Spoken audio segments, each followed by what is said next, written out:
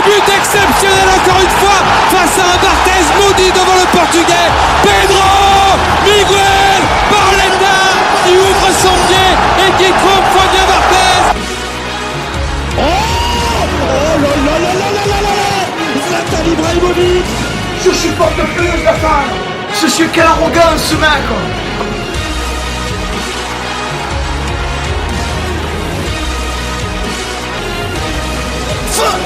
Focus on me.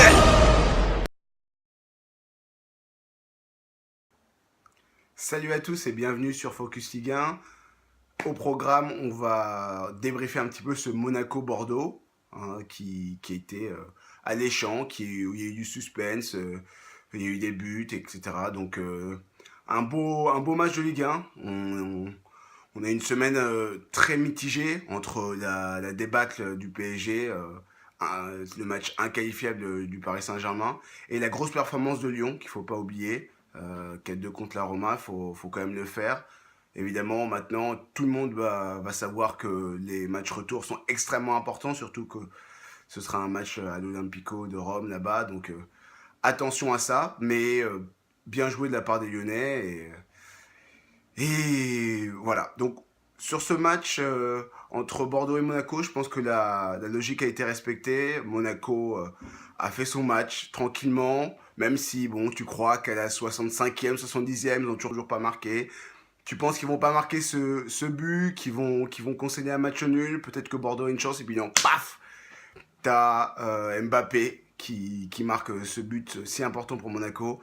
Mais surtout, ce que je voudrais souligner, c'est la rentrée de Radamel Falcao à la 64e qui change vraiment tout le match, puisque c'est lui qui fait la passe décisive pour Mbappé. Puis on le sent remuant sur le corner, il se bat.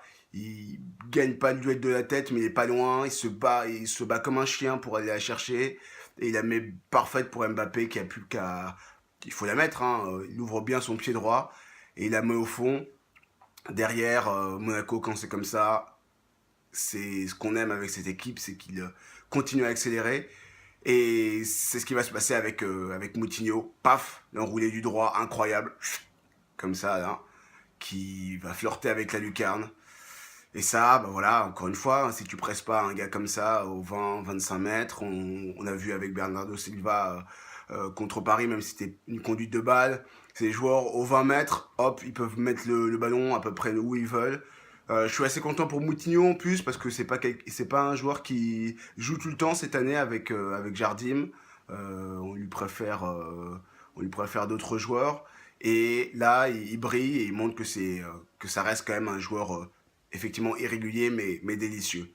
Côté Bordeaux, moi j'ai toujours mon petit faible pour Malcolm qui est quand même encore délicieux. Il manque de régularité, mais c'est le genre de joueur que tu vas voir au stade, c'est le genre de joueur qui dribble, qui efface, qui élimine, qui peut marquer sur coup franc, qui peut marquer sur un geste incroyable. Bon, hier il a pas su le faire, mais encore une fois c'est un potentiel énorme et c'est très très bien pour la Ligue 1 et pour Bordeaux. Le 2-1 est justifié. Bémol pour Subasic qui fait encore un peu n'importe quoi. Alors effectivement, la passe c'est un peu une saucisse. C'est ce qu'on peut dire sur cette action. Mais Subasic, il doit prendre l'information avant. Il doit voir si Roland est prêt. Parce qu'en Roland, on le voit bien sur le ralenti. Il court, il y croit jusqu'au bout. Il va chercher ce but. Lui qui est pas non plus tout le temps titulaire. Et Subasic, il attend un rebond, puis deux, et après il lève sa lourde jambe droite et c'est déjà trop tard. Donc bémol parce que c'est 4 jours avant City et on va avoir besoin de lui. On se souvient de sa bourde au match aller.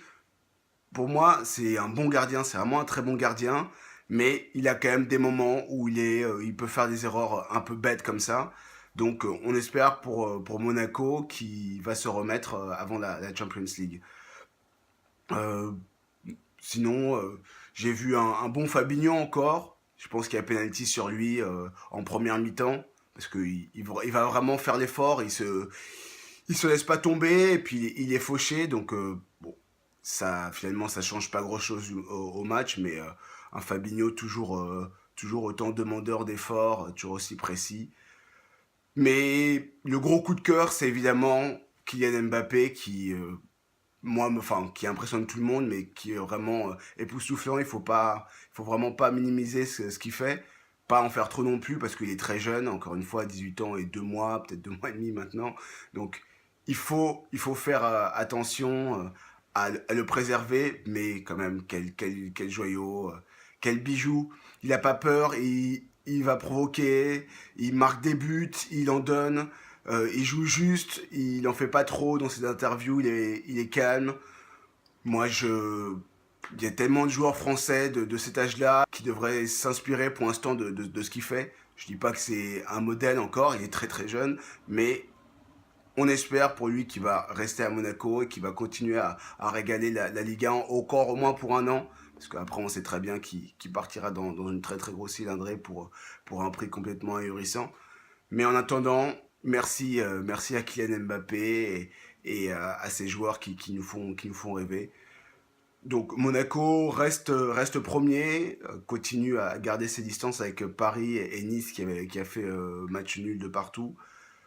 Donc une très bonne opération pour Monaco avant de jouer ce match retour contre City. C'est pas perdu. Il faut mettre 2 buts. Pas en prendre, ça va être difficile, mais encore une fois, tout est possible sur un match retour, on l'a bien vu. Donc merci encore à vous d'avoir suivi ce résumé. Vous êtes de plus en plus, donc ça me fait vraiment plaisir, ça nous fait plaisir. La page Facebook, c'est toujours Focus Ligue 1. La page Twitter, le compte Twitter, pareil, Focus Ligue 1. Et Gabriel Fabre sur YouTube, si vous voulez trouver nos vidéos. Voilà. N'hésitez pas à liker, à partager, à suivre tout ça. N'hésitez pas à nous suivre. Allez, ciao, merci beaucoup.